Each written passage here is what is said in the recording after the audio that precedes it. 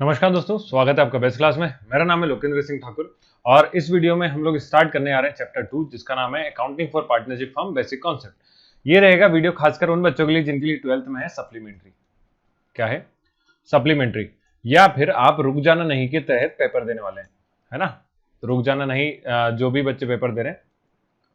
अब मैं ये जो वीडियो रिकॉर्ड कर रहा हूँ आज तारीख के 7 और रुक जाना नहीं का पेपर है 15 तारीख को। तो 15 तारीख को मतलब कि जो ये गैप हैगा आपका 8 दिन का, इस 8 दिन में पूरा सिलेबस तो नहीं होगा लेकिन आधे से ज्यादा सिलेबस हो जाएगा जो कि आपका आराम से एग्जाम क्लियर करने में हेल्प करेगा। फिर बात करते हैं सप्लीमेंट्री का एग्जाम। तो सप्लीमेंट्री का एग्जाम ये 15 जून है ना, और इसके बाद सप्लीमेंट्री का एग्जाम है आपका 18 से 21 जुलाई के बीच में।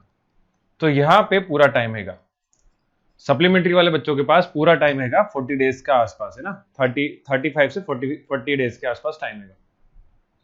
ठीक है भाई। तो जो बच्चे सप्लीमेंट्री का एग्जाम दे रहे हैं उन लोग का तो आराम से सिलेबस हो जाएगा। तो मैं कोशिश करूंगा कि 15 जून तक ही सिलेबस वैसे पूरा करा दूं 7 से 8 दिन के अंदर, बट पॉसिबल नहीं है ना। कोशिश रहेगी, पॉसिबल नहीं है तो एक वीडियो के अंदर एक वीडियो में एक चैप्टर करवाता हूं तो भी आपका 12 वीडियो तो लगेंगे, और 12 वीडियो 7 दिन के अंदर में पॉसिबल हो सकता है कि कोशिश कर दूं हो भी जाए। तो 12 वीडियो में आपका पूरा चैप्टर हो जाएगा, लेकिन 12 वीडियो के अलावा एक चैप्टर जो है आपका शेयर कैपिटल वाला, उसमें थोड़ा टाइम लगेगा क्योंकि ये आएगा आपका 25 नंबर का। शेयर कैपिटल में थोड़ा सा टाइम लगेगा। और ये सारी चीजें आपको कहाँ मिलेंगी? तो एप्लीकेशन की आपको यहाँ पे दिख रहा होगा, है ना। एप्लीकेशन अगर किसी को नहीं पता चल रहा है, दिख नहीं रहा है, तो बीएसटी क्लासेस के नाम से आप प्ले स्टोर पे सर्च करेंगे। बीएसटी क्लासेस के नाम से प्ले स्टोर पे सर्च करना, और प्ले स्टोर पे जब सर्च करेंगे तो इसको डाउनलोड करने के बाद आपको इंस्टॉल करना। इंस्टॉल करने के बाद कुछ इस तरह का आपका आउटफेस दिख रहा होगा। इसमें सेंटर में दिया हुआ है स्टोर, तो स्टोर में इकोनॉमिक्स की क्लासेस चल रही हैं। इकोनॉमिक्स की क्लासेस के अलावा आपको एक अकाउंट्स की क्लास दिख रही होगी। तो अकाउंट्स की क्लासेस केवल सप्लीमेंट्री और रुक जाने नहीं वालों के लिए, तो आप लोग उससे वहां से पढ़ना स्टार्ट कर सकते हैं। डेमो के लिए एक वीडियो डाल दिया है, लेकिन मैं कोशिश करूंगा कि और भी वीडियोस के दे पाऊं। साथ में इसके नोट्स भी दे दूंगा। तो नोट्स आपको लिखना नहीं है, नोट्स आपको सिर्फ डाउनलोड करना है और पीडीएफ निकाल के चाहो तो प्रिंट निकालो और याद करना स्टार्ट कर दो, क्योंकि एग्जाम में आपको नोट्स से सही मतलब एग्जाम में आपको आंसर लिखना है, नोट से मतलब नहीं है। तो है ना, तो नोट्स आपको मिल जाएंगे, केवल वो क्वेश्चन है, साथ में आंसर याद करिए। इसके अलावा कुछ न्यूमेरिकल्स हैं। तो न्यूमेरिकल्स कौन से आएंगे पेपर में ये भी इंपॉर्टेंट पढ़ेंगे बस, है ना। तो न्यूमेरिकल्स कौन से आएंगे वही बता दूंगा। उसके अलावा एक्स्ट्रा टेंशन मत लीजिए, इतना आपका 90% सिलेबस आ ही जाएगा जितना मैं पढ़ा रहा हूँ। उसमें से केवल 10% चांसेस हैं अगर किस्मत खराब हुई फिर से, है ना, जो कि नहीं होगी। अगर खराब हुई किस्मत तो वो हो सकता है, चांसेस रहते हैं कि पेपर में ना आए, लेकिन 90% चांसेस हैं कि जितना अपन पढ़ेंगे उसके बाहर से पेपर में नहीं जाएगा। ठीक है, तो चलिए स्टार्ट करते हैं। सबसे पहले चैप्टर 2 जिसका नाम है accounting for partnership firm basic concept. Chapter 2 पहला क्यों नहीं पढ़ रहा? रिड्यूस हो गया, केवल काम का पढ़ना है। देखो भाई, आपका एक और चीज ध्यान रखिए, सिलेबस होता है बहुत लेंदा। एग्जाम्पल के तौर पर मान लेते हैं इतनी लंबी लेंथ एग्जाम पेपर की आपके सिलेबस की, पेपर में केवल आधा ही पढ़ना है। क्यों? क्योंकि पेपर में इसमें से ही पूछते हैं। तो ये जो पढ़ेंगे ना आधा, हम यही मैं आपको बताने वाला हूँ क्या क्या पढ़ना है। ठीक है, तो चैप्टर 2 जिसका नाम है accounting for partnership firm basic concept, ये आएगा 12 नंबर का। अब 12 नंबर में आपको पढ़ना क्या है? तो पहली चीज 6 ऑब्जेक्टिव आने वाले हैं, ध्यान रखें। 6 क्या आएंगे? ऑब्जेक्टिव। ऑब्जेक्टिव का कुछ आइडिया नहीं है कहां से आते हैं, तो ऑब्जेक्टिव आपके कॉन्सेप्ट के बीच में से पूछ जाएंगे, इसलिए कॉन्सेप्ट अच्छे समझो, याद करो तो आंसर हो जाएंगे। फिर 2 नंबर का क्वेश्चन और एक और क्या आएगा? 4 नंबर का। तो इसमें आएगा थ्योरेटिकल क्वेश्चन और आएगा न्यूमेरिकल भी। तो इस बार न्यूमेरिकल के वैसे वाट लगी ना सबकी, थ्योरी प्लस क्या आएगा? न्यूमेरिकल। तो न्यूमेरिकल अपन करेंगे लेकिन चैप्टर के बाद में, और चैप्टर में बाद में एक ही टाइप की न्यूमेरिकल करेंगे, वही आएगा पेपर में, टेंशन मत लीजिए। तो थ्योरेटिकल क्वेश्चन देखते हैं। पहले थ्योरेटिकल क्वेश्चन में सबसे पहले पार्टनरशिप क्या होता है, what do you mean by partnership. तो जब भी 2 या 2 से ज्यादा लोग मिलकर बिजनेस स्टार्ट करते हैं प्रॉफिट शेयरिंग के लिए, उसे क्या बोला जाता है? पार्टनरशिप। तो 2 या 2 से ज्यादा लोग मिलकर पार्टनरशिप मतलब बिजनेस स्टार्ट करते हैं, उसको क्या बोला जाता है? पार्टनरशिप बोला जाता है। तो इसकी डेफिनेशन पेपर में ऐसी पूछते हैं, what do you mean by partnership according to Indian partnership act 1932 section 4। Section 4 के हिसाब से बताइए क्या होते हैं। तो ये हो गया आपका पहला क्वेश्चन। आंसर क्या लिखेंगे? आंसर लिखेंगे according to Indian partnership act 1932 section 4, मतलब कि इसके हिसाब से partnership is relation between person, ये अभी बताया आपको क्या है, 2 लोग मिलकर बिजनेस स्टार्ट करते हैं, who have agree to share their profit, तो प्रॉफिट शेयर करने को एग्री हुए, of the business carried on by all or any of them acting for all. तो ये carried on by all or any of them acting for all का क्या मतलब है, तो ये अभी आपको कुछ मिनट में पता चल जाएगा। ठीक है, तो इतनी बात उम्मीद करता हूँ सभी को समझ में आई होगी। क्वेश्चन कैसा आएगा, आंसर कैसा आएगा। तो पहला क्वेश्चन आपको ये याद करना है। देन दूसरा question, what are the features और कैरेक्टरिस्टिक्स ऑफ पार्टनरशिप। तो ये 4 मार्क्स का क्वेश्चन है, कितने नंबर का? 4 नंबर का क्वेश्चन, कि पार्टनरशिप में क्या क्या फीचर्स होते हैं। तो पहली चीज, पार्टनरशिप में कम से कम 2 लोग होते हैं। मैक्सिमम कितने होते हैं? तो मैक्सिमम 50 हो सकते हैं। तो पहला ऑब्जेक्टिव मिल गया, मैक्सिमम कितने लोग हो सकते हैं? 50। याद रखेंगे कितने लोग होते हैं मैक्सिमम? 50। तो पहला कैरेक्टरिस्टिक्स 2 और मोर देन 2%, मतलब कम से कम किसी भी पार्टनरशिप में 2 लोग होंगे, ज्यादा से ज्यादा कितने हो सकते हैं? 50 हो सकते हैं। किसके हिसाब से? तो रूल 10 कंपनी रूल 2014, तो कंपनी रूल 2014 के रूल नंबर 10 में ऐसा लिखा है। मन से हम अपनी बातें नहीं बता रहे हैं। फिर बात करते हैं दूसरा, एक बैंकिंग होता है, एक और क्या होता है? Banking business. तो बैंकिंग में ये है 10 लोग हो सकते हैं मैक्सिमम। कितने हो सकते हैं मैक्सिमम? 10। और वही मिनिमम कितने रहेंगे? 2। तो मिनिमम आपके 2 ही रहते हैं, मिनिमम 2 और मैक्सिमम 10 रहते हैं बैंकिंग में। और किसी पार्टनरशिप की बात करें नॉर्मल बिजनेस में तो कितने हो सकते हैं? मैक्सिमम 50 हो सकते हैं। फिर लिखा है सेकंड वाला, तो आपको 5 नंबर का है तो कम से कम 5 से 6 पॉइंट लिख के आने होंगे। सेकंड वाला है एग्रीमेंट। एग्रीमेंट मतलब कि किसी पार्टनरशिप के बीच में एक एग्रीमेंट होना जरूरी है।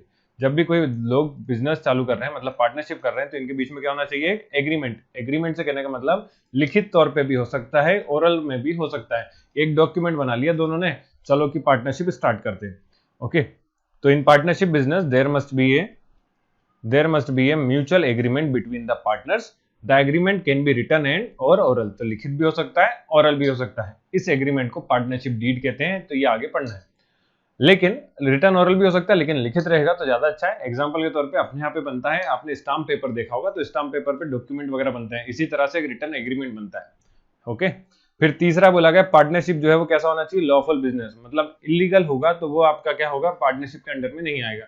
एग्जाम्पल के तौर पे अगर कोई ड्रग्स वगैरह का बिजनेस करता है तो इलीगल बिजनेस है, वो पार्टनरशिप के अंडर में नहीं आ सकता। ठीक है, तो लॉफुल होना चाहिए, तभी पार्टनरशिप आपका फॉर्म रजिस्टर कर पाएंगे।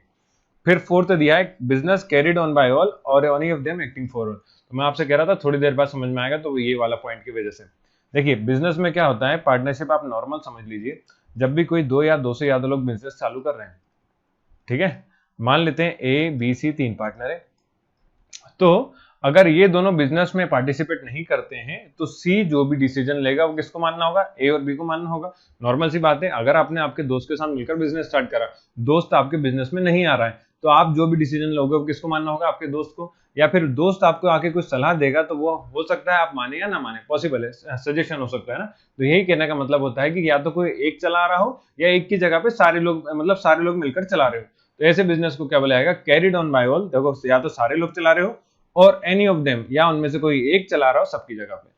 तो फिर से कैरिड ऑन बाय ऑल मतलब कि या तो सभी चला रहे हो बिजनेस को, या तो सारे पार्टनर चला रहे हैं एबीसी, या फिर any of them acting for all से कहने का मतलब कोई एक व्यक्ति चला रहा है बाकी सबकी जगह पे। उम्मीद करता हूं ये समझ में आया होगा। तो देखो इसमें लिखा है it is not necessary for all the partners to participate in day to day activity of the business. A partnership business can be carried on by all the partner or any of them acting for all the on behalf of other partner। on behalf of other partner से कहने का मतलब है उनकी जगह पे, है ना। फिर लिखा है इन actual partnership is based on concept of mutual agency relationship. तो इसी को म्यूचुअल एजेंसी रिलेशनशिप भी बोला जाता है। ये ऑब्जेक्टिव में नहीं पूछेंगे, टेंशन मत लो, ठीक है। तो यहां तक लिख के आ जाओगे, काफी है। फिर इसके बाद पांचवा दिया अनलिमिटेड लाइबिलिटीज। तो अनलिमिटेड लाइबिलिटी से कहने का मतलब होता है पार्टनरशिप के अंदर लाइबिलिटी, मतलब जिम्मेदारियां जो है वो अनलिमिटेड होंगी, कभी भी खत्म नहीं होती। एग्जाम्पल के तौर पे अगर ये 3 पार्टनर है, तीनों पार्टनर ने लोन लिया है, तीनों पार्टनर ने क्या लिया है? लोन लिया है 1 करोड़ का, ठीक है। तो 1 करोड़ का लोन लिया है, अगर इनका बिजनेस लॉस में चला गया, मान लो बिजनेस बंद ही हो गया, तो भी इनको 1 करोड़ का तो चुकाना ही है पैसा। अगर इनके पास पैसे नहीं है तो ये अपनी पर्सनल प्रॉपर्टी से जरा समझ लो, अपने घर के बर्तन बेचें, चाहे किडनी बेचें, कुछ भी बेचें, इनको पैसे देना है। लेकिन इसको ऐसा बोला जाता है कि पर्सनल प्रॉपर्टी से पैसे को क्या करेंगे? चुकाएंगे। तो इसलिए इसको बोला गया लायबिलिटी कैसी होती है पार्टनरशिप में? अनलिमिटेड। उम्मीद करता हूँ ये भी समझ में आया होगा। ओके, तो ये 5 आपके क्या हो गए? कैरेक्टरिस्टिक्स हो गए या फीचर्स हो गए। बस 5 ही पढ़ना, बुक में बहुत सारे दिए, हमें नहीं उससे मतलब। क्यों नहीं मतलब? क्योंकि पेपर में आएगा कितने नंबर का? 4 नंबर मैक्सिमम है, तो उसके हिसाब से लिख के आना है। वर्ड लिमिट रहती है, ऐसा नहीं कि एक ही क्वेश्चन में सारा टाइम गवा दें। ओके, तो यहाँ 2 क्वेश्चन आपके कंप्लीट होते हैं। तीसरा क्वेश्चन है what are the rights of partner. Partnership में पार्टनर्स के कुछ राइट होते हैं, तो ये क्वेश्चन इतना इंपॉर्टेंट नहीं है, पर पढ़ लेंगे तो बेहतर रहेगा। Okay, what are the rights of partner. Partner के क्या क्या राइट है, क्या क्या अधिकार होते हैं। तो पहला राइट होता है कि कोई भी पार्टनर है वो बिजनेस में पार्टिसिपेट कर सकता है। मतलब मैं चाहूं अगर कोई पार्टनरशिप बिजनेस चालू करा है या आपने किसी दोस्त के साथ पार्टनरशिप चालू करी है, तो आप उस पार्टनरशिप, मतलब उस पार्टनरशिप जो भी आपने स्टार्ट करा बिजनेस, उस बिजनेस में आप इन्वॉल्व हो सकते हैं। ओके, तो ये कहलाएगा right to participate in business, तो ये आपका हक है। फिर लिखा है एक्सप्रेस ओपिनियन। एक्सप्रेस ओपिनियन मतलब कि आप अपनी सलाह वगैरह कुछ भी देना चाहें तो वो दे सकते हैं, बाकी मानना नहीं मानना वो सामने वाले के ऊपर है, ठीक है। फिर दिया right to access book and accounts. तो बुक एंड अकाउंट से कहने का मतलब आप अपने अकाउंट की जितनी भी बुक वगैरह होती है ना, प्रॉफिट एंड लॉस अकाउंट बना है या बैलेंस शीट बनाइए, वो आप जाके चेक कर सकते हैं, आपके ऊपर रहेगा। तो ये आपका राइट है, कोई मना नहीं करेगा आपको। फिर फोर्थ वाला राइट टू शेयर प्रॉफिट, तो आप अपना प्रॉफिट मांगेंगे, ये भी आपका क्या है, राइट है। अगर कोई पार्टनर आपको प्रॉफिट नहीं दे रहा तो आप फिर उसके ऊपर कंप्लेंट करके कानूनी तौर पर जा सकते हैं। फिफ्थ दिया है right to interest on capital and advance. तो interest on capital and advance भी मांगा जा सकता है, लेकिन ये तभी मांगा जाएगा जब ये पार्टनरशिप डीड में लिखा हो। ये कैसे पता, आगे पढ़ना है, यही सब पढ़ना है भाई। तो लिखा partner generally do not get any interest on capital they contributed. तो इंटरेस्ट ऑन कैपिटल नहीं मिलता, पर मैंने बोला मिलेगा कब, जब ये कहां लिखा होगा, पार्टनरशिप डीड में लिखा होगा तभी मिलता, वरना नहीं मिलता। ओके, तो ये आपका तीसरा क्वेश्चन होता है, what are the rights of partner. Question number 4 है what do you mean by partnership deed. अच्छा, एक दिमाग में क्वेश्चन आ सकता है, इस चैप्टर में कितने क्वेश्चन है, तो देखिए इस चैप्टर में ही सबसे ज्यादा क्वेश्चन है जो कि 7। इसके बाद थर्ड चैप्टर जो है उसमें केवल 2 क्वेश्चन है थ्योरेटिकल, ठीक है, मतलब ये 12 नंबर का है ना। 12 नंबर का क्यों है, तो इसी कारण से, क्योंकि इसमें क्वेश्चन ज्यादा है। फिर इसके बाद दूसरा चैप्टर जो है वो 6 नंबर का है, तो उसमें से केवल 2 क्वेश्चन आ सकते हैं। इसके बाद जो थर्ड चैप्टर है, मतलब कि एडमिशन ऑफ पार्टनर, उसमें केवल थ्योरेटिकल के तो 2 या 3 ही टॉपिक है, और कुछ थ्योरेटिकल है ही नहीं। तो थर्ड वाले चैप्टर में 2 क्वेश्चन, फोर्थ वाले चैप्टर में भी 2 क्वेश्चन है, 2 या 3 क्वेश्चन। फिर इसके बाद रिटायरमेंट ऑफ पार्टनर है, उसमें भी 3-4 क्वेश्चन है। तो इसलिए ज्यादा टाइम केवल ये वाली वीडियो में लगेगा, बाकी तो सब छोटे छोटे हैं। कहां तक, चारों आपके डिसोल्यूशन ऑफ पार्टनरशिप फॉर्म तक। तो डिसोल्यूशन तक आपका छोटा ही है, ज्यादा बड़ा कुछ भी नहीं है। ओके, तो इसलिए एक एक वीडियो देखते जाओ अच्छे से। हर वीडियो की मैं पीडीएफ जो पढ़ा रहा हूँ इसकी आपको अवेलेबल रहेगी, जहां से भी आप कोर्स देख रहे हैं वहां पे पीडीएफ दिख रही होगी, है ना। तो what do you mean by partnership deed. तो पार्टनरशिप डीड क्या होता है, तो अभी बताया था, एक लिखित तौर पे एग्रीमेंट बनाया जाता है पार्टनर्स के बीच में, इस एग्रीमेंट को पार्टनरशिप डीड बोला जाएगा। तो आंसर दिखा है, after the establishment of partnership firm there must be mutual agreement between the partners. This agreement may be either written or oral. तो ये रिटन भी हो सकता है, ओरल भी हो सकता है, लिखित भी चल जाएगा, और आपने बात करके भी चालू करा तो भी चल जाएगा। A written agreement is consider better than oral. तो लिखित वाले को ज्यादा सही माना जाता है, क्योंकि कल को कोई मतभेद हुए या पार्टनरशिप में या फिर दोस्तों से लड़ाई हो गई तो वो कोर्ट में गया तो आपके पास लिखित तौर पे एक प्रूफ रहेगा, इसलिए लिखित वाला ज्यादा सही माना जाता है। The partnership agreement is known as partnership deed. तो यही एग्रीमेंट को क्या नाम दिया जाता है, इस कागज के टुकड़े को, इसी को बोलते हैं पार्टनरशिप डीड। अच्छा, एक क्वेश्चन ऐसा भी बन सकता है कि पार्टनरशिप डीड में क्या क्या होगा। तो एक एग्रीमेंट बना रहे हैं तो आप अपने हिसाब से थोड़ा सा खुद सोचो भाई, कि एक एग्रीमेंट बना रहे हैं तो क्या क्या चाहिए। आजकल सबसे पहले आधार कार्ड चाहिए, है ना। आधार कार्ड, नाम, पता, और पिताजी का नाम, फर्म का क्या नाम रहेगा, कौन कौन पार्टनर है, कौन कौन कितना पैसा लगा रहा है, कौन इंटरेस्ट लेगा, कौन ड्राइंग लेगा, ये सारी चीजें आप इसके अंदर लिख सकते हैं। मतलब अगर पूछते हैं कि content in the partnership deed क्या होता है, तो कंटेंट आप अपने मन से लिख के आ जाना, ठीक है। फिर फिफ्थ क्वेश्चन, अगला क्वेश्चन ये आता है, क्वेश्चन नंबर 4 से ही अगला क्वेश्चन निकलता है कि अगर ये एग्रीमेंट नहीं बनाया तो पार्टनरशिप डीड एब्सेंस है, मतलब पार्टनरशिप डीड है ही नहीं, तो उसको क्या बोला जा रहा है, एब्सेंस। नहीं होने को बोला जा रहा है एब्सेंस। अगर नहीं है तो फिर क्या रूल लगेंगे, तो रूल आपके कैसे लगते हैं, तो रूल लगते हैं फिर इंडियन पार्टनरशिप एक्ट के हिसाब से। इंडियन पार्टनरशिप एक्ट 1932 के हिसाब से लगेंगे रूल। अगर पार्टनरशिप डीड नहीं है तो इसको बोला गया explain the provisions of the Indian partnership act in the absence of partnership deed. इस डीड के हिसाब से आपको पार्टनरशिप डीड के हिसाब से क्या लिखना है, प्रोविजन लिखना है। तो 5 प्रोविजन होते हैं भाई। सबसे पहला आता है प्रॉफिट शेयरिंग का। देखिए अब हम बात कर रहे हैं पार्टनरशिप डीड मतलब एग्रीमेंट, ये जो एग्रीमेंट था ये नहीं है। अगर एग्रीमेंट नहीं है तो सबसे पहले प्रॉफिट शेयरिंग जो है वो इक्वली करी जाएगी। कैसी करी जाएगी, एक एक शब्द याद रखना सभी को, लेकिन पेपर में पूरा लिख के आना है। कैसी करी जाएगी, प्रॉफिट शेयरिंग इक्वली, मतलब प्रॉफिट एंड लॉस को बराबर बांटेंगे। अगर किसी पार्टनर को ज्यादा चाहिए तो उसको लिख देना था डीड के अंदर, मतलब जब एग्रीमेंट बना रहे थे तब लिखवा देना था कि या तो मुझे ज्यादा चाहिए। तो अगर ऐसा कहीं नहीं लिखा तो फिर कैसा मिलेगा, बराबर। फिर आता है इंटरेस्ट ऑन कैपिटल। अभी पहली चीज इंटरेस्ट ऑन कैपिटल है क्या, तो देखिए जब भी कोई बिजनेस में पैसा लगाता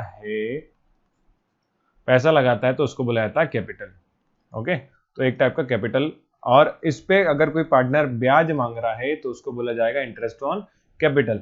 इसलिए इंटरेस्ट ऑन कैपिटल फर्म दे रहा है किसको, पार्टनर को, तो इसको लॉस की तरह ट्रीट करते हैं। कैसा ट्रीट करना भाई, लॉस की तरह। ये मैं इसलिए बता रहा हूँ, न्यूमेरिकल करेंगे तब मदद मिलेगी। तो अगर किसी ने पार्टनर इंटरेस्ट चाहिए तो उसको लिख देना था एग्रीमेंट में। अगर एग्रीमेंट में नहीं लिखा तो कोई इंटरेस्ट नहीं मिलेगा। No interest on capital is allowed to a partner in the absence of partnership deed. कोई इंटरेस्ट नहीं मिलेगा। फिर दिया इंटरेस्ट ऑन लोन। तो देखो लोन पे तो इंटरेस्ट मिलना ही चाहिए, ओके, लोन पे तो इंटरेस्ट मिलना ही चाहिए, बट हमने तो पार्टनरशिप डीड बनाई नहीं। अब डीड नहीं बनाई तो उस केस में 6% इंटरेस्ट दिया जाएगा।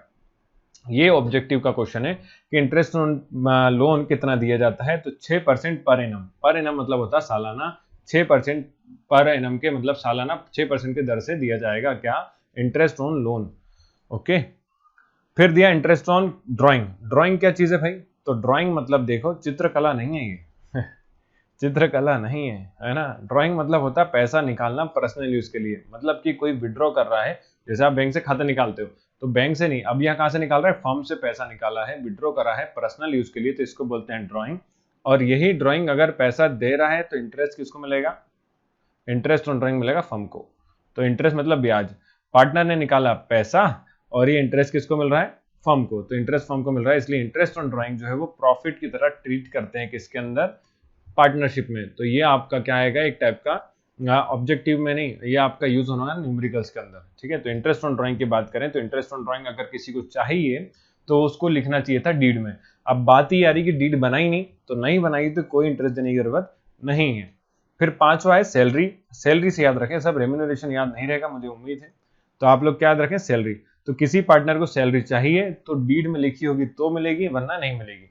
तो लिखा है to the in the absence of partnership deed no salary or remuneration will be paid to any partner।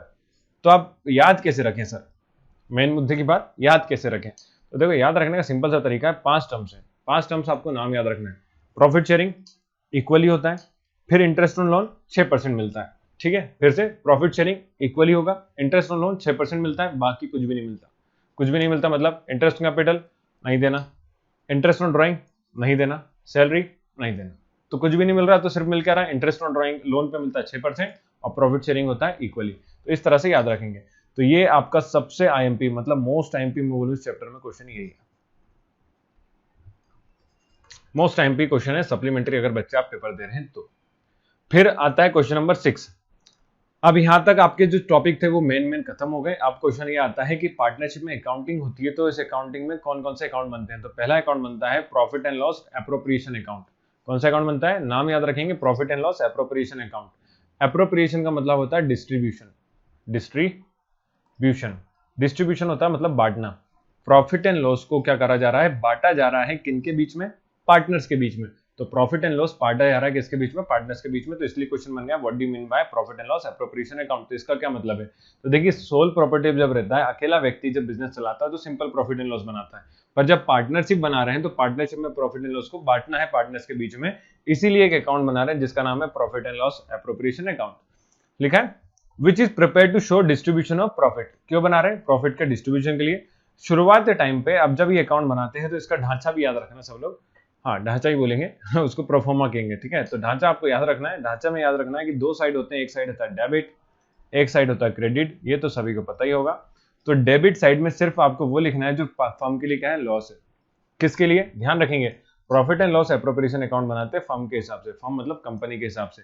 तो आपको देखना है कि कंपनी के लिए फायदा है कि नुकसान है, पार्टनर का नहीं सोचना, पार्टनर के लिए फर्म के लिए दोनों अलग अलग चीजें। देखिए यहाँ पे इंटरेस्ट ऑन ड्राइंग बना था हमने, तो ये फर्म के लिए प्रॉफिट है, पर पार्टनर दे रहा है तो पार्टनर के लिए क्या था, लॉस है, इसलिए दोनों के लिए अलग अलग कहानी होती है। तो आपको किसके हिसाब से बनाना, फर्म के हिसाब से।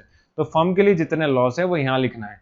अगर ये भी याद नहीं होता तो 3 चीज याद रख लो, डेबिट साइड में इंटरेस्ट ऑन कैपिटल लिखना है, सैलरी लिखना है, या कमीशन दिया होगा तो वो लिखना है, याद रख लेंगे। फिर से इंटरेस्ट ऑन कैपिटल लिखना है, सैलरी लिखना है, और आपको क्या लिखना है, पार्टनर्स कमीशन लिखना है। सिर्फ ये 3 ही चीजें लिखना है। अगर लॉस और प्रॉफिट समझ नहीं आते तो याद रख लीजिए भाई, 3 ही चीज लिखना है। कैसे लिखेंगे, पार्टनर का नाम उसका आगे उसका अमाउंट, पार्टनर का नाम उसका अमाउंट, पार्टनर का नाम उसका अमाउंट। क्वेश्चन करेंगे 3 हम आखिरी में, जो कि आपके पेपर में आएंगे।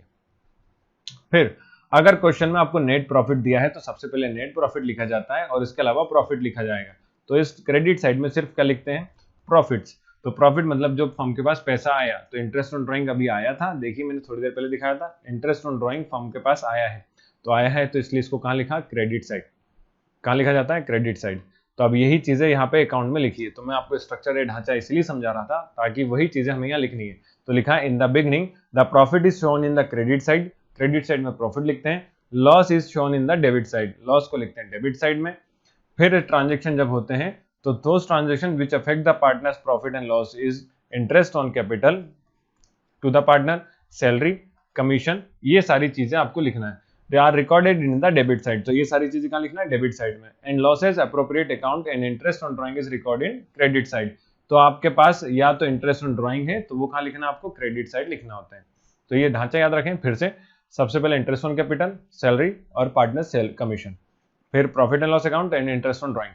तो किसी व्यक्ति को अगर समझ में नहीं आता है तो इस वीडियो को फिर से देख लेना, यही आपको फायदा मिलने वाला वीडियो से पढ़ने में। आखिरी question, what is difference between fixed and fluctuating capital account, या define the difference between fixed and fluctuating capital account करके पूछते हैं। तो ये fixed and fluctuating capital account क्या है, तो ध्यान से सुने। ऊपर हमने जो अकाउंट बनाया था वो फर्म के हिसाब से था, फिर जब पार्टनर के हिसाब से बनाते हैं तो बनता है पार्टनर्स का कैपिटल अकाउंट। पार्टनर के हिसाब से बनता है पार्टनर्स कैपिटल अकाउंट, है ना। तो पार्टनर्स कैपिटल अकाउंट बनाने की दो विधि, मतलब दो तरीके होते हैं। एक मेथड को बोलते हैं फिक्स्ड कैपिटल अकाउंट, दूसरी को बोलते हैं फ्लक्चुएटिंग कैपिटल अकाउंट। तो इन दोनों का क्वेश्चन तो नहीं पूछते, पर इन दोनों का डिफरेंस पूछा जाता है। तो ये भी एक आईएमपी क्वेश्चन है, इंपॉर्टेंट क्वेश्चन है। ओके, तो पहला क्वेश्चन आपका क्या है, फिक्स्ड एंड फ्लक्चुएटिंग में पहला हम बेसिस ले रहे हैं। बेसिस मतलब कि आधार के आधार पे, किसी की चीज के आधार पे अपने को क्या करना है, डिफरेंस करना है। तो बैलेंस पहला ले रहे हैं बैलेंस के आधार पे। तो फिक्स्ड कैपिटल अकाउंट में हमेशा जो बैलेंस है वो कैसा आता है, क्रेडिट। तो एक एक लाइन में हाईलाइट करूंगा, वो लाइन पॉइंट आपको याद रखना है। इसमें फिर से फिक्स्ड कैपिटल मेथड में कैसा एक बैलेंस आता है, क्रेडिट बैलेंस आता है। फ्लक्चुएटिंग के अंदर क्रेडिट भी आता है और डेबिट बैलेंस भी आता है। तो लिखा the balance of this account generally should have a credit balance but it में हैव समटाइम डेबिट बैलेंस। तो क्रेडिट डेबिट दोनों दिखाता है, कौन सी मेथड में, फ्लक्चुएटिंग में। फिर आइटम क्या क्या रिकॉर्ड करना है, तो only capital is made in this account. तो फिक्स्ड के अंदर देखो फिक्स्ड केवल क्या रहेगा, जो कि बदलता नहीं है, बदलता केवल कैपिटल नहीं है। तो इसलिए फिक्स्ड कैपिटल में सिर्फ कैपिटल लिखते हैं। और कैपिटल के अलावा जितने भी एक्स्ट्रा टर्म थे, जैसे कि कैपिटल, इंटरेस्ट ऑन कैपिटल हुआ, सैलरी, प्रॉफिट, ड्राइंग, ये सारी चीजें आपको कहाँ लिखना है, फ्लक्चुएटिंग के अंदर लिखना है।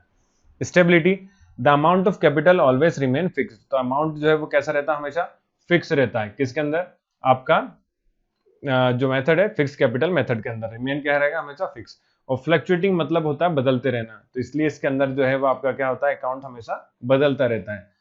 इस अकाउंट में अमाउंट जो है वो हमेशा बदलता रहता है। तो in this account the amount of capital, तो अमाउंट जो है वो हमेशा क्या बदलता रहता है, चेंज होता रहता है। इसलिए लिखा है the account in this account the amount of capital keep on changing. Changing मतलब बदलते रहना। और फिक्स्ड में क्या रहता है, हमेशा फिक्स रहता है। फिर आखिरी सबसे इंपॉर्टेंट पॉइंट है करंट अकाउंट। तो करंट अकाउंट जो है वो फिक्स्ड कैपिटल मेथड के अंदर में एक और अकाउंट बनाते हैं। इसलिए फिक्स के अंदर दो अकाउंट बनते हैं, फिक्स में दो अकाउंट बनते हैं, एक पार्टनर्स कैपिटल अकाउंट, एक बनता है पार्टनर्स करंट अकाउंट। तो लिखा along with capital account a current account is also prepare. तो करंट अकाउंट को भी बनाया जाता है। फिर लिखा there is no need to open a separate current account. तो फ्लक्चुएटिंग मेथड के अंदर कोई अकाउंट अलग से नहीं बनाया जाएगा। तो उम्मीद करता हूँ ये डिफरेंस समझ में आ गया होगा। इसका फॉर्मेट भी है, किसी को फॉर्मेट पढ़ना है तो आराम से फॉर्मेट पढ़ो, कोई दिक्कत नहीं है। लेकिन हम उसको जरूरत नहीं है अभी करने की, हम केवल क्वेश्चन करेंगे इंपॉर्टेंट। ठीक है, फिर आते हैं न्यूमेरिकल पे। न्यूमेरिकल जो है वो गारंटी ऑफ प्रॉफिट से आता है भाई, पिछले 3-4 साल से इसी से आ रहा है और आपको इस बार भी आया था। तो गारंटी ऑफ प्रॉफिट देखिए ना, गारंटी ऑफ प्रॉफिट से मतलब कि नाम में ही दिखा है किसी व्यक्ति को गारंटी देना। ठीक है, ये स्पेलिंग गलत लिखी है तो आप लोग इसको सही कर लेना। गारंटी से कहने का मतलब होता है किसी व्यक्ति को गारंटी देना कि ये आपका काम पक्का हो जाएगा। मान के चलते हैं दो पार्टनर हैं, आप अपने आप को ले लो, दो पार्टनरों को, आप है ना, आपने किसी तीसरे दोस्त को बोला है कि तेरे को पक्के में हम हमारे मतलब बिजनेस से ऐड हो जा, हमारे बिजनेस में पार्टनर बन जा, तुझे पक्के में 1000 रुपये मिलेंगे। अच्छा, तो वो बोलेगा अगर नहीं मिले तो, अगर नहीं मिले तो ये दोनों क्या बोल देंगे, ए और बी, ये बोलेंगे हम अपनी जेब से देंगे तेरे को पैसा। गारंटी दे रहे हैं भाई, गारंटी का मतलब ही वही है कि अगर तेरा पैसा नहीं हुए 1000 तो जितना पैसा कम पड़ेगा वो सारा पैसा हम देंगे। इसी को क्या बोला जाता है, गारंटी ऑफ प्रॉफिट बोला जाता है, और कुछ भी नहीं है इसके अलावा स्टॉक कॉन्सेप्ट में। तो लिखा guarantee is assurance given to the partner of the firm that at least a fixed amount shall be given to him or her irrespective of his and her actual share in the profit of the firm. It is actual share in the profit is less than the guarantee amount if लिखा है if actual share मतलब जो भी actual share है अगर वो कम आता है less than the guarantee amount जो गारंटी दिया है, तो deficient amount shall be borne either by the firm, या तो वो पैसा फर्म देगा, और by any partner and the case में भी, तो या तो वो पार्टनर देता है फर्म देता है। तो अपने को जितने क्वेश्चन न्यूमेरिकल आते हैं वो सारे में कौन देता है पैसा, पार्टनर देता है। एक एग्जांपल लेके देखते हैं।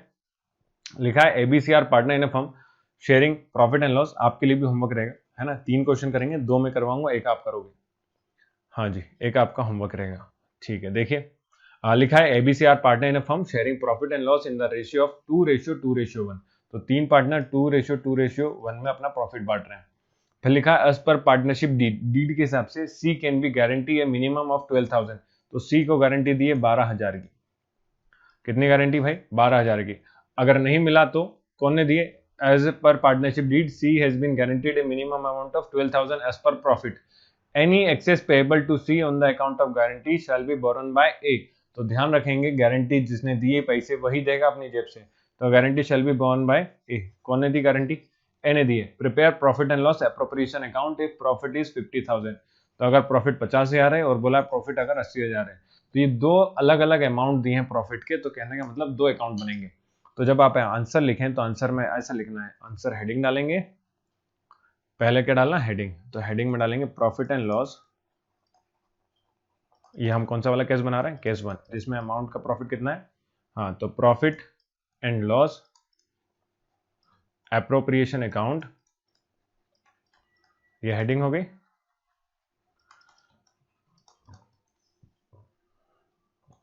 फिर पर्टिकुलर अमाउंट, पर्टिकुलर अमाउंट। ठीक भाई,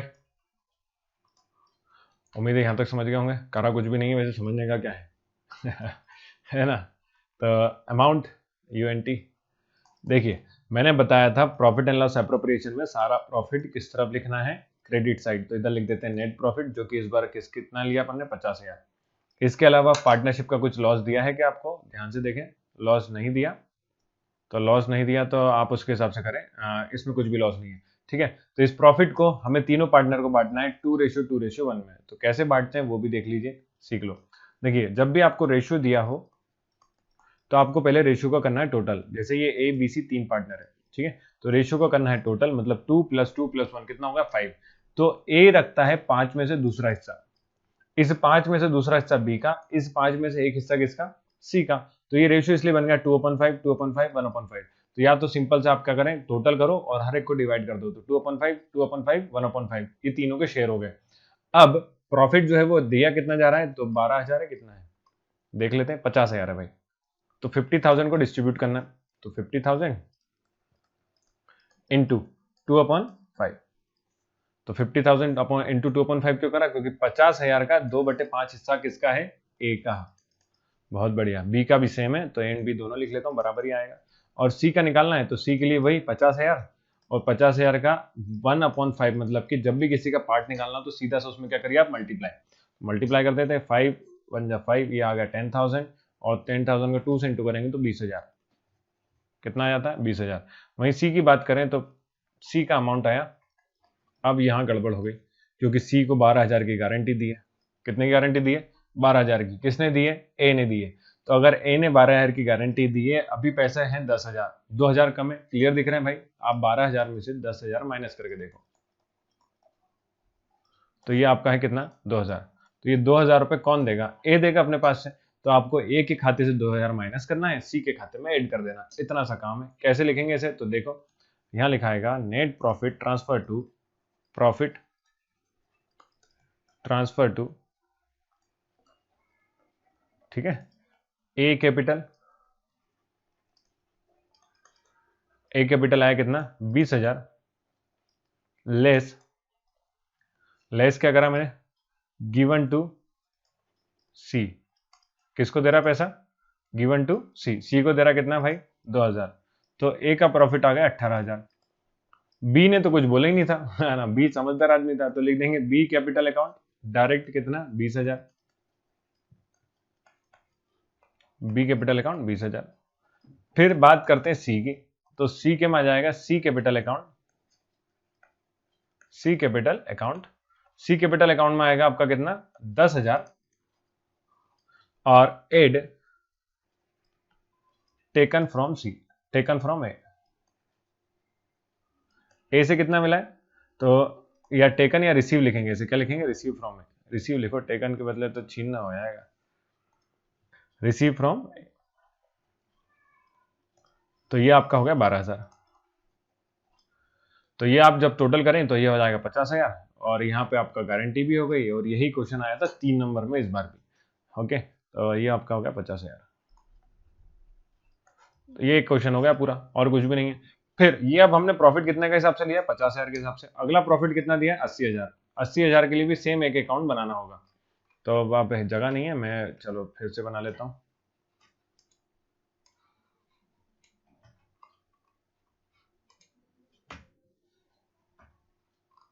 हाँ जी, तो सेकंड वाली कंडीशन है, तो सेकंड वाली कंडीशन में भी आपको वही हेडिंग डालेंगे, profit and loss appropriation account, profit and loss appropriation account, ठीक है। और profit and loss appropriation account के बाद अपना क्या लिखते हैं, सबसे पहले पर्टिकुलर अमाउंट, अमाउंट पूरा लिखना है आपको, पर्टिकुलर एंड अमाउंट। अगला प्रॉफिट उन्होंने दिया था अपने को, सेकंड कंडीशन में प्रॉफिट है 80,000। देख लीजिए एक बार कितना लिखा है यहाँ पे, 80,000। तो 80,000 के हिसाब से सॉल्व करते हैं इसको। तो सबसे पहले इधर लिखना है आपको क्रेडिट साइड में नेट प्रॉफिट, एंड जितना भी लॉस आपका गया है वो आपको लिखना होता है। तो लॉस कुछ है ही नहीं, तो नेट प्रॉफिट होगा 80,000। हमें इस 80,000 को डिस्ट्रीब्यूट करना तीनों पार्टनर में।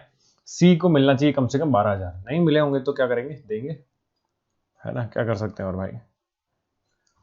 तो ये हो गया आपका 80,000। 80,000 को डिस्ट्रीब्यूट करना है 2:2:1 में। तो डिस्ट्रीब्यूट करने का तरीका मैंने बताया, इन तीनों को क्या करिए, ऐड करिए। तो 2 + 2 हो गया 4 + 1 हो गया 5, तो टोटल होगा 2/5। तो ए को मिलेगा 2/5, बी का भी सेम 2/5 और सी को मिलेगा 1/5। ओके, तो 5 × 5 3, 5 × 6 30 और कितना हो गया 3 0, तो 16,000 आ रहा है। 16 × 2 करेंगे तो 32,000। तो ए को मिलेगा 32,000, बी को भी मिलेगा कितना 32,000। अब सी का निकाल लेते हैं। सी का निकालने का भी वही तरीका, टोटल जो भी आपका प्रॉफिट है जिसमें भी डिस्ट्रीब्यूट करना है उससे मल्टीप्लाई कर दो और कुछ नहीं। मल्टीप्लाई करा 1/5 से, तो 5 से डिवाइड करा तो कितना आ रहा था 16,000। अब सी को गारंटी कितने की मिली है, सी को गारंटी मिली है आपकी 12,000 की, पैसा मिल गया ज्यादा तो कुछ करना ही नहीं है, क्योंकि कम से कम गारंटी दी थी 12,000 का प्रॉफिट तो होगा। अगर 12,000 नहीं होता तो भी अपने पास से देता, ऐसी बात रखी गई थी, शर्त ऐसी रखी थी। तो ऐसा कुछ भी नहीं हुआ है, तो आप सीधे लिख दो प्रॉफिट ट्रांसफर टू,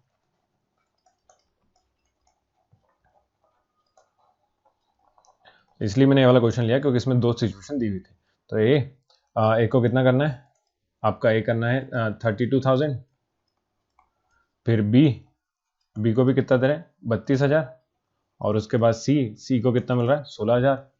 सब खुश हैं भाई, सबको पूरा पैसा मिल गया है ना। सी को तो ज्यादा ही मिल गया 4,000, 12,000 की बात थी, 4,000 ज्यादा मिल गया, तो इसलिए खुशी खुशी से घर चला जाएगा, पता नहीं क्या क्या करेगा आप 16,000 ठीक है, देखिए 16,000। तो ये हो गया आपका पूरा क्या आंसर, टोटल लिख देना आखिरी में, आंसर हो गया। फिर चल दो एक और करते हैं, क्वेश्चन और अच्छे से क्लियर होगा। तो लिखा है Kumud, Sumud and Kriti are started partnership in the ratio of 4:3:3। तो ये रेशियो हमेशा ध्यान रखना है। फिर अगर मैं आपसे पूछूं कुमुद का कितना है इसमें, तो आप टोटल करेंगे 4 3 7 और 3 10, तो टोटल हो गया 10 पार्ट। तो ए को मिल जाएगा, कुमुद को मिल जाएगा 4/10, सुमित को मिल जाएगा 3/10, और कृति को कितना मिल जाएगा, इसको भी 3/10। इतनी बात समझ गए। लिखा है Kumud personally guarantee that Kriti share of profit after charging interest on capital is 5% per annum. Would कितना मिलेगा उसको, 5% पर एनम मिलेगा। Would not be less than 40,000 in a year. तो इंटरेस्ट ऑन कैपिटल चार्ज करने के बाद 5% इंटरेस्ट ऑन कैपिटल चार्ज करना है पहले, उसके बाद का क्या है प्रॉफिट है, कितना है 40,000 होता है एक साल में। The capital contributed bye them was 3 lakh 3 lakh 2 lakh और कितना 1,50,000। तो ये वाला क्वेश्चन भी इसीलिए लिया है क्योंकि इसमें इंटरेस्ट ऑन कैपिटल दिया था। अभी थोड़ी देर पहले बताया था इंटरेस्ट ऑन द कैपिटल आपको कहाँ लिखना होता है भाई, डेबिट साइड में। तो आंसर करते हैं, चलिए आंसर के लिए आपको वही तरीका जो अपन ने करा था। सबसे पहले क्या डालेंगे, heading profit and loss, profit and loss appropriation account. Appropriation का दूसरा नाम होता है डिस्ट्रीब्यूशन। क्या नाम है, डिस्ट्रीब्यूशन। याद रखेंगे, कभी कभी बोल देता है prepare profit and loss distribution account, appropriation account. फिर अपना वही पर्टिकुलर,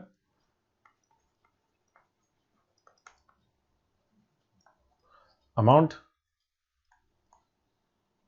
पर्टिकुलर अमाउंट, ठीक। सबसे पहले क्या लिखेंगे, नेट प्रॉफिट। अभी बोला था याद कर लीजिए भाई, सबसे पहले नेट प्रॉफिट कहाँ लिखना है, डेबिट साइड, जो कि दिया है क्वेश्चन में आपका फर्म वाज 1,60,000, प्रॉफिट कितना है फॉर द ईयर एंड 31 मार्च 2018। तो आपको लिखना है फॉर द ईयर, यहां लिखना होता है, जगह नहीं बची, for the year ended 31 March 2017। Net profit आपको दिया था 1,60,000, सही देखा ना, फिर से देख लेते हैं। हाँ 1,60,000, 1,60,000 आपका होगा नेट प्रॉफिट। इसके अलावा कुछ भी नहीं दिया, लॉस दिया सीधे इंटरेस्ट ऑन कैपिटल। तो अब डेबिट साइड में हम सारा लॉस लिख लेते हैं। लॉस कौन कौन से दिए वो देख लेते हैं। लॉस में सिर्फ एक दिया, इंटरेस्ट ऑन कैपिटल। तो इंटरेस्ट ऑन कैपिटल जो कि 5% के हिसाब से निकालना है। तो आपको कैपिटल दिया सबका 3 लाख, 2 लाख और 1,16,000। तो मैं लिख लेता हूं 3 लाख, 2 लाख और 1,16,000। जब भी किसी का परसेंट निकालना हो तो जितना परसेंट निकालना हो उसमें उस नंबर को परसेंटेज का डिवाइड बाय 100 करके मल्टीप्लाई कर दीजिए। तो जैसे सब में हमें 5% निकालना था तो मैंने क्या करा, सब में 5/100 से मल्टीप्लाई कर दिया। तो इसको सॉल्व करेंगे, 200 से 2 जीरो के कैंसिल, 100 के 2 जीरो कैंसिल, 100 के 2 जीरो कैंसिल। आपको सिर्फ इंटू करना है। तो 5 3 हो गया 15 और जीरो गिन लो, 1 2 3, 1 2 3, ठीक है।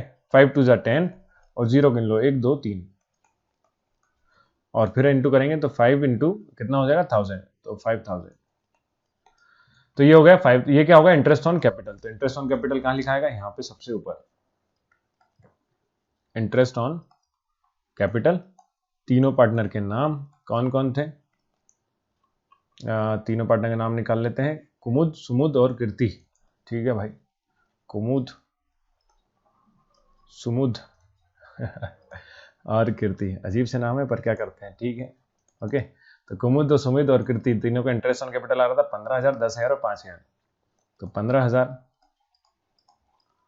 5,000, 10,000 और 5,000, ठीक है। इसको जब ऐड करेंगे तो ये हो गया 15, 20 और 30, 30,000 टोटल क्या हो जाता है यहाँ पे, इंटरेस्ट ऑन कैपिटल। तो देखिए मैं प्रॉफिट बता रहा हूँ, तो 1,60,000 पैसा आया है नेट प्रॉफिट, 30,000 इनके पास से गया है। तो जो जेब में बचा होगा वही क्या होता है इनका नेट प्रॉफिट, वही क्या होता है इनका प्रॉफिट। प्रॉफिट ट्रांसफर टू, जिन जिन को नहीं पता, अकाउंट में रूल है डेबिट साइड का अमाउंट क्रेडिट साइड के क्या आता है, इक्वल आता है। नहीं आता तो जो पैसा बचेगा वही आपका क्या होता है, प्रॉफिट होता है, ठीक है। तो क्वेश्चन को हमने थोड़ा सा बड़ा कर लिया है और कुछ नहीं। हाँ जी भाई, तो देखिए, तो प्रॉफिट ट्रांसफर टू किस किस को ट्रांसफर करना है, कुमुद, सुमुद और कृति को। तो यहाँ आप डबल लाइन आ रही है, आप लोग समझ जाएंगे लेकिन वो ठीक है। तो यहाँ जाएगा प्रॉफिट किस किस को ट्रांसफर करना है, कुमुद। कितना ट्रांसफर करना है, मेन मुद्दे की बात ही है, मेन मुद्दे की बात है कि ट्रांसफर कितना कितना करना है भाई, क्योंकि गारंटी की बात है। गारंटी कितने की दी है उसको, गारंटी दी है नॉट लेस देन 40,000, एक गारंटी दी 40,000 की। अगर गारंटी के हिसाब से पैसा नहीं मिला तो कौन कौन देगा, तो यहाँ कुछ गारंटी दी है कि, तो लिखा कुमुद पर्सनली गारंटेड दैट कृति। तो कृति को गारंटी दी है 40,000 की और किसने दी, कुमुद ने। तो अगर कृति के 40,000 नहीं हुए तो पैसा कौन की जेब में से कटना है, कुमुद की जेब से कटेगा। चलो तो निकाल के देख लेते हैं। अगर आपने 1,30,000 बचा, कितना बचता है प्रॉफिट का पैसा, 1,30,000। कैसे पता, तो टोटल पैसा था 1,60,000। इस 1,60,000 पैसा आया है, जेब से गया है 30,000, तो बचेगा केवल कितना, 1,30,000। माइनस करके देख लो, 1,30,000 को डिस्ट्रीब्यूट कर दो प्रॉफिट शेयरिंग रेशियो, जो कि गिवन है 4:3:3, 4:3:3। तो मैंने अभी थोड़ी देर पहले ही आपको सिखाया था, टोटल करो पहले, 4 3 7 और 3 10। तो ये कितना था, 4/10 आया था, ये 3/10 आया था, इसका भी कितना आया था, 3/10। तो एक पार्टनर को मिलेगा 4/10। तो 1 0 से 1 0 कैंसिल और आप इंटू करेंगे तो 4 3 हो गया 12, कैरी आया 1, 4 1 जा 4 और 1 5, और कितने जीरो हैं, 3 जीरो हैं, तो 3 जीरो लगा दीजिए। बहुत बढ़िया, अच्छा सही जा रहे हैं सब। फिर 1,30,000 का एक को निकालना है 3/10, तो 1 0 से 1 0 कैंसिल। तो ये कितना आता है आप देखो, 13 3 जा कितना आया था, 39, ठीक है। 3 3 जा 9, 3 1 जा 3, तो 39,000 आ गया किसका, दूसरे पार्टनर का। तीसरा जो कृति है उसका भी इतना ही आएगा क्योंकि इसका रेशियो भी कितना है, 3/10। तो जो कृति है उसको तो गारंटी कितने की मिली है, 40,000 की मिली है, लेकिन है ना, गारंटी 40,000 की है। अभी कितने मिल रहे हैं, 39,000, 1,000 कम है। तो 1,000 कौन देगा, तो 1,000 ये देगा जिसने गारंटी दी थी, गारंटी दी थी कुमुद ने। तो कुमुद के उससे 1,000 माइनस करो, कृति में क्या करो, ऐड करो। चलो तो ये मिटाओ, और लिखो कुमुद का पैसा आया 52,000 add given to Kriti, given to Kriti. कितना पैसा देना है इसको? 1000। एड नहीं, ये क्या लिखना है? लेस। पैसा जा रहा है ना, तो इसका लिखना क्या है? लेस। तो कृति को दे रहे हैं 1000, तो ये आ गया 51,000।